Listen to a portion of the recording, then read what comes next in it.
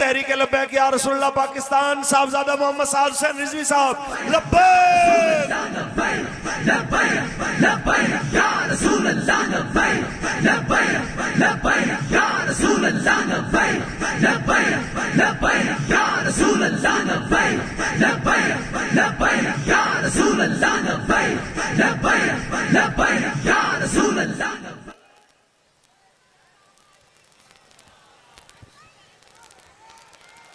अल्हम्दुलिल्लाह अल्हम्दुलिल्लाहि रब्बिल आलमीन वस्सलातु वस्सलामु अला सय्यिदिल अंबिया वल मुरसलीन अम्मा बाद औज़ु बिल्लाहि मिनश शैतानिर रजीम बिस्मिल्लाहिर रहमानिर रहीम। सारी बातें शाह साहब ने तमाम उलमा ने कर दी हैं। मैं तो फिर आपको सलाम सुनाता हूँ जो बाबा जी सुनाया करते थे। जिस सुहानी घड़ी चमका तैबा का चांद, उस दिल अफरोज साथ पे लाखों सलाम। जिनके जलवे से मुरझाई कलियां खिली, उस गुले पाक मंबत पे लाखों सलाम। अंधे शीशे जला जल तमकने लगे, जलवरेजी दावत पे लाखों सलाम। जिसके आगे सरे सरवरा खम रहे, उस सरे ताज रिफअत पे लाखों सलाम। जिसके आगे खिंची गर्दनें झुक गईं, उस खुदा दाद शौकत पे लाखों सलाम। और ये याद रखना, अगर कोई दिल और सर झुक सकता है ना, वो हुजूर की मोहब्बत में झुक सकता है, बाकी और कोई दूसरी बात नहीं है।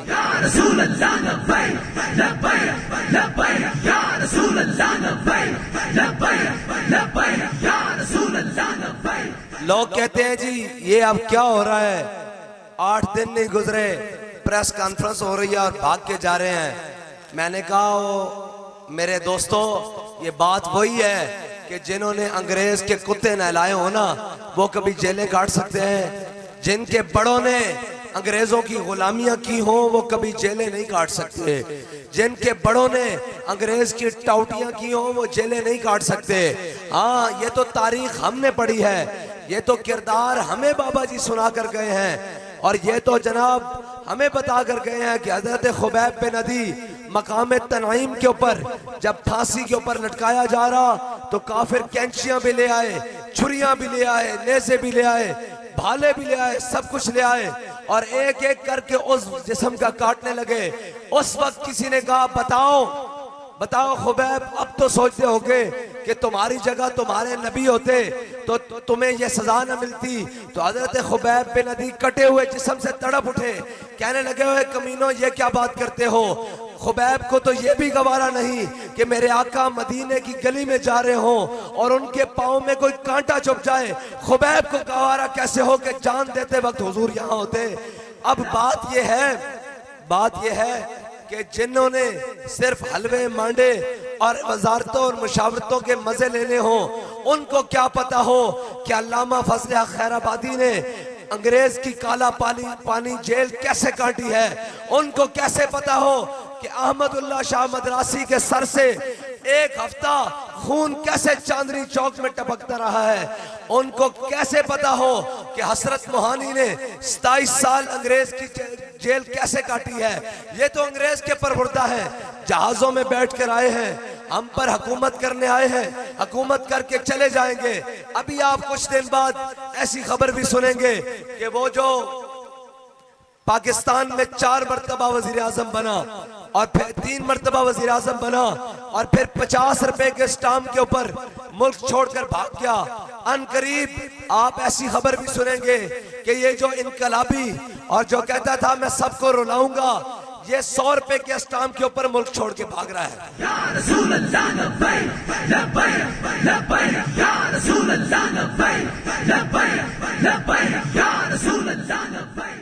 इसलिए कि मुल्क ला इलाहा इल्लल्लाह मुहम्मद रसूलुल्लाह की बुनियाद पर बना है।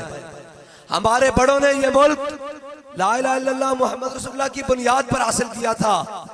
और वो लोग जिन्होंने इस मुल्क को लूटा और 76 साल मुकम्मल होने को हैं, इस मुल्क के साथ मुआशी तौर पर, सियासी तौर पर, खारजी तौर पर, दाखिली तौर पर जो खिलवाड़ किए हैं इस कौम को, महंगाई, जुल्म, जनाब जबर और लाकानूनियत, डाकाजनी और जनाब हर चीज के अंदर पाटों के अंदर रखकर पीस दिया है ताकि ये कौम, ये इकबाल ने कहा था, ये फाका कश जो मौत से डरता नहीं जरा रूह मोहम्मद इसके बदन से निकाल दो। हमारे बड़ों ने पाकिस्तान इसलिए बनाया था कि ये पाकिस्तान आगे बढ़कर उम्मत की और तमाम उम्मत मुस्लिमा की इमामत करेगा, लेकिन हमारे ऊपर अंग्रेज ने अपने पालतू कुत्ते मुसल्लत रखे और वो पालतू कुत्ते कभी डिक्टेटरशिप के नाम पर, कभी सियासत के नाम पर, कभी रोटी और कपड़ा और मकान के नाम पर, कभी तब्दीली के नाम पर, कभी तरक्की के नाम पर हमारे ऊपर मुसल्लत रहे। लोग कहते हैं आप क्यों कहते हैं? मैंने कहा है जिन कमीनों की एक वक्त की रोटी लाखों रुपए की हो और थर में बच्चे दूध के फीडर के लिए बलकते रहे, मैं उनको कमीना ना कहूं तो और क्या कहूं? ये याद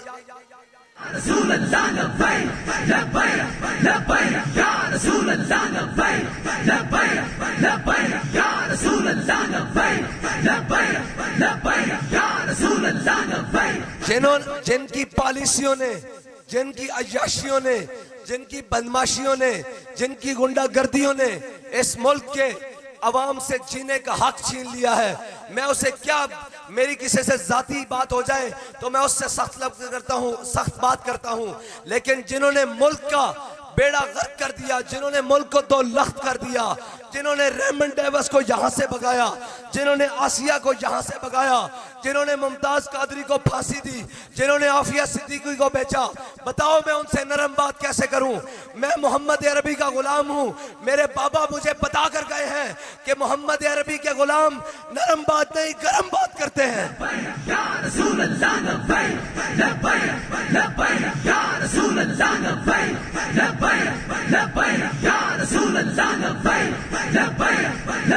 और अगर किसी ने हमसे नरम बात सुननी है तो वो हुजूर के दर पर आ जाए, वो इस्लाम का दामन थाम ले, वो पाकिस्तान की बका के लिए यहाँ खड़ा हो जाए, हमारे साथ नहीं अपने मौके पर ही पाकिस्तान के साथ खड़ा हो जाए। लेकिन ऐसे नहीं होगा कि रात नून के साथ, सुबह तीर के साथ और फिर शाम को शेर के साथ और फिर रात को बल्ले के साथ। ये सारे वो अय्याश और कुमाश हैं जिन्होंने पाकिस्तान को इस वक्त उस हालत में पहुंचा दिया है कि अब पाकिस्तान जो न्यूक्लियर पावर है वाहिद दुनिया का इस्लामी, उसको इस नाद पर पहुंचा दिया है कि आज बैनुल अक़वामी गुमाश्ते, आज बैनुल अक़वामी वफूद आकर पाकिस्तान में कह रहे हैं कि खत्म करो इस पाकिस्तान के एटम बम को, एटमी प्रोग्राम को रोल बैक करो, तब हम तुम्हें पैसे देंगे, तब हम तुम्हें IMF के नाम पर कर्जा देंगे, तब हम तुम्हारे स्टेट बैंक को मुस्तहकम करेंगे। तो मैं कहना चाहता हूं उनको कि ओए, अगर तुम इस्लाम को निकाल दोगे, हुजूर की सुन्नत को निकाल दोगे, तो फिर तो तुम्हें ये करना पड़ेगा। अगर तुम इस्लाम का दामन थाम लोगे तो फिर तुम इनको कह देना कि हमारे पास खजूरें खाने के लिए ना हो, रोटी खाने के लिए ना हो, हमारी छागल में पीने के लिए पानी ना हो, हम गुटलियां चूस कर भी बदर जाएंगे, हम जनाब तन पर तहमत बांध कर भी ओहद जाएंगे, हम खंदक जाएंगे, हम मुरैसी जाएंगे, हम मुस्तलिक जाएंगे, हम 65 पर जिस्म पर बम बांध कर दुश्मन के टैंकों के आगे लेट जाएंगे, लेकिन कभी इस्लाम की इज्जत पर, पाकिस्तान की इज्जत पर सौदा नहीं करेंगे।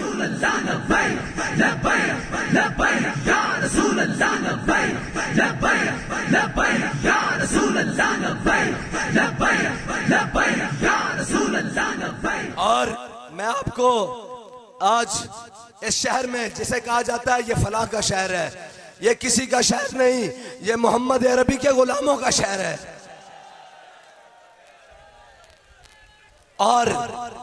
और ये याद रखना, आज आपको बता रहा हूं, आलम कुफ्र की नजर पाकिस्तान पर है और पाकिस्तान के एटमी प्रोग्राम पर है, और उन्हें ये पता है कि एटमी प्रोग्राम के असल वारिस लब्बैक वाले हैं। बाबा जी हजरत फारूक आजम के जमाने में हजरत अमर बिन बादी करब, इसलिए आपको बता रहा हूं, आप बात समझे कि करना क्या चाहता हूं। हजरत अमर बिन बादी करब, इनकी तलवार की बड़ी मशहूरी हो गई, बड़ी मशहूरी होगी। हजरत उमर ने मदीने में तलवार मंगा ली और एक मतलब मुजाहिद को देकर भेजा जंग में, क्या बताओ कैसी चलती है। जब वो वापस आए उनसे पूछा कि बताओ ये तलवार कैसी चलती है। उन्होंने कहा जी बस नॉर्मल हालात है, मुनासिब सी चलती है, कोई ज्यादा खास बात नहीं है।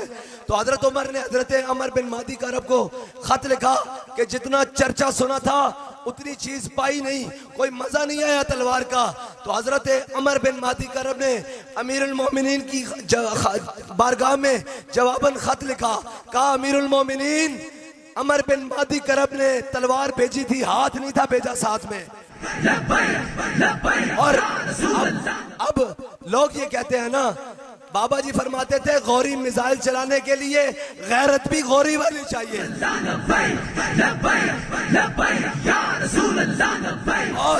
और तलवार की हिफाजत करने के लिए, एटम की हिफाजत करने के लिए अंदर ईमान और गैरत चाहिए, अंदर ईमान और गैरत चाहिए।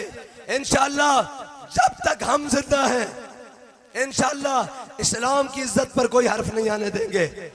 हाँ, हमने वादा किया हुआ है, जो चाहो सितम कर लो और भी खुल खेलो, पर हमसे कसम ले लो की हो जो शिकायत भी। शिकायत तो कुछ एक एक दिन नहीं निकला, 8-8 दिन नहीं निकले, कहते थे हम लेके रहेंगे आजादी। मैंने कहा आजादी आसान नहीं है, आजादी खून मांगती है, खून। और तुम तो चूरी खाने वाले मजनू हो और नाचने टापने वाले कभी आजादी की बात नहीं कर सकते।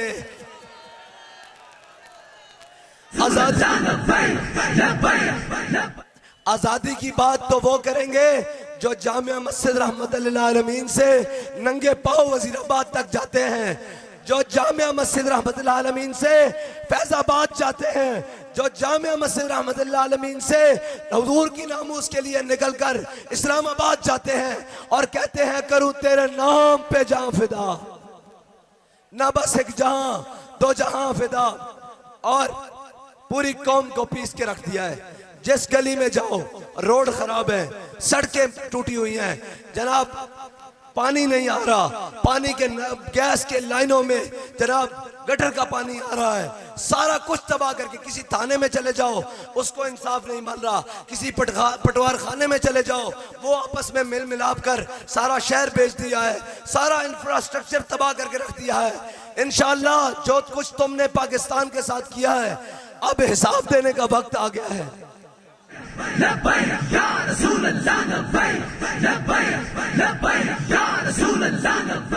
भाई हमारी आवाज यहाँ एक वो सदर साहब रहते हैं जिनके अपार्टमेंट्स लंदन और न्यूयॉर्क में हैं, जब मुश्किल हालात आए वो भी जनाब व्हीलचेयर पर आ जाते हैं, और जब हालात ठीक हो जाए तो उनकी भी गालें बड़ी सुर्ख हो जाती है। मैं जरदारी साहब की बात कर रहा हूं भाई।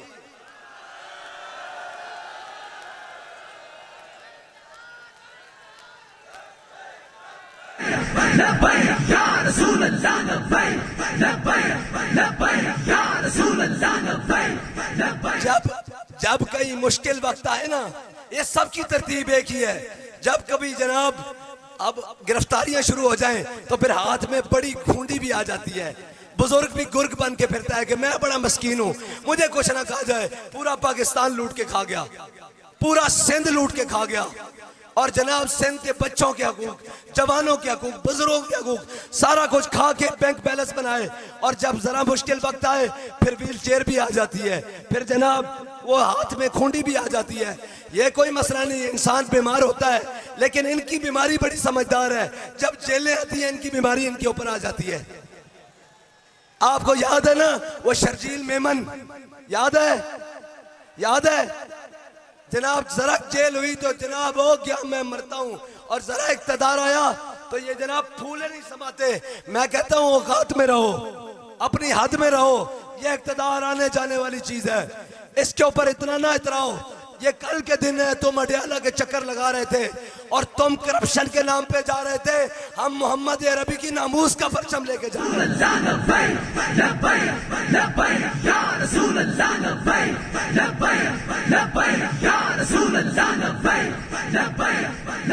ये कहते हैं हम बड़े बड़े जमहूरी लीडर हैं जी, हमने 7-7 साल जेल काटी है। मैंने कहा तुमने 7 साल जेल अपने करतूतों की वजह से काटी है, तुम्हारी उम्र भर की जेल एक वो बच्चा जिसने नामूस रिसालत के लिए एक रात थाने में काटी वो बराबर नहीं हो सकती।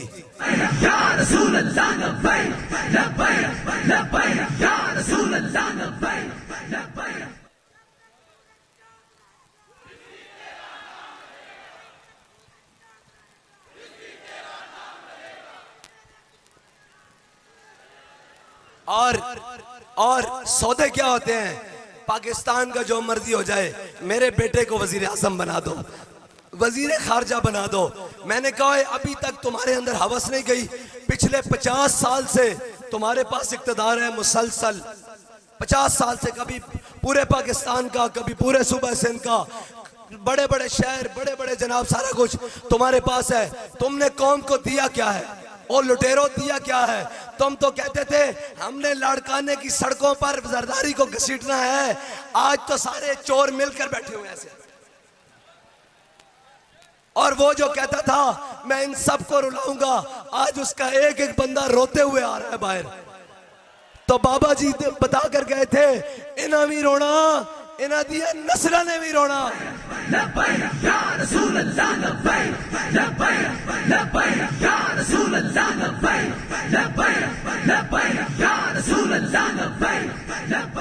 एक बात उस मर्दे कलंदर की, अमीरुल मुजाहिदीन की, कि आपने हमारा रास्ता नहीं रोका। जरदारी, नवाज, इमरान और जो भी उसके साथ मिले हुए सारे गुमाश्ते, तुमने हमारा रास्ता नहीं रोका, तुमने मोहम्मद अरबी के दीन का रास्ता रोका है। अगर इसका रास्ता अबू जहल रोके तो इस्लाम उसको बच्चों से लिटाकर 2 टोटे कर देता है।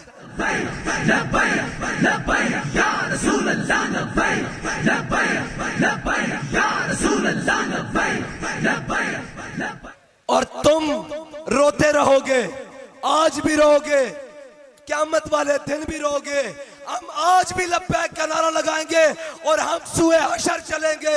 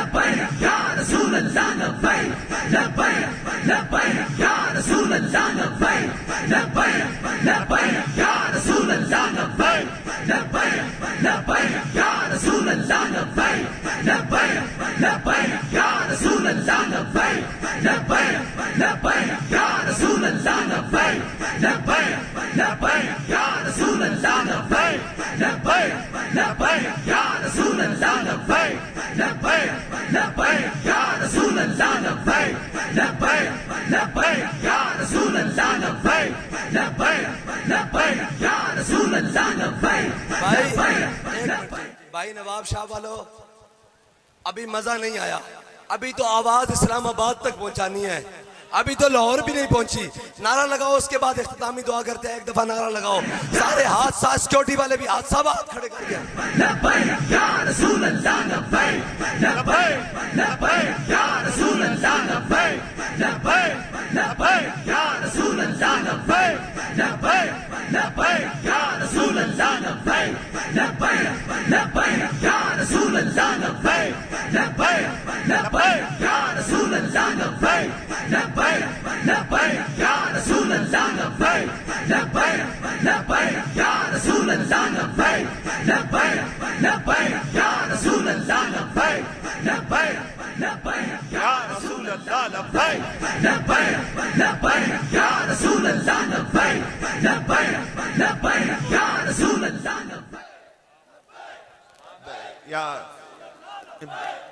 ताजदार खत्म नबूवत इंशाअल्लाह तबारक व तआला कल नमाज जुमा इसी मकाम पर अक्स अमीरुल मुजाहिदीन हजरत अल्लामा हाफिज अनस रजा रज़वी की क़यादत में इंशाअल्लाह उनकी इमामत में अदा की जाएगी इंशाअल्लाह तबारक व तआला। अव्वल वक्त में 12:30 बजे इंशाअल्लाह तबारक व तआला। और नमाज जुमा से पहले बाबा जी की जो आदत, जो आप तवील हदीस सुनाते थे, वो हजरत सुनाएंगे इंशाअल्लाह। 12 बजे खिताबात शुरू हो जाएंगे। अब किबला पीर साहब दुआ फरमाएं।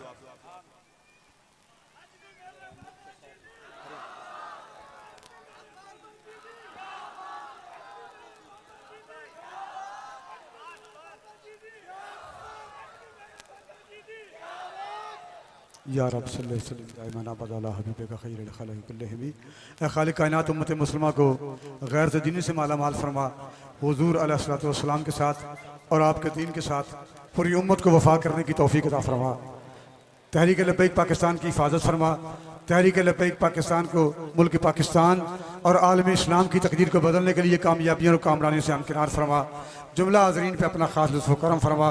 कारकुनान तहरीक लब्बैक पाकिस्तान, उहदेदारान बिलखसूस अमीर तहरीक लब्बैक पाकिस्तान, सबकी हिफाजत फरमा। हर किस्म के शर से महफूज फरमा। आलम कुफर के अज़ाइम को नेस्तो नाबूद फरमा। बातिल का मुँह काला फरमा और हक का बोल बाला फरमा। रब्बना तक़ब्बल मिन्ना इन्नका अंतस समीउल अलीम व सल्लल्लाहु अला हबीबिही खैरिल खल्क़िही सय्यिदना। इंशाअल्लाह इसी मकाम पर 12:30 बजे तकरीबन जो है नमाज अदा की जाएगी और 12 बजे खिताबात शुरू हो जाएंगे।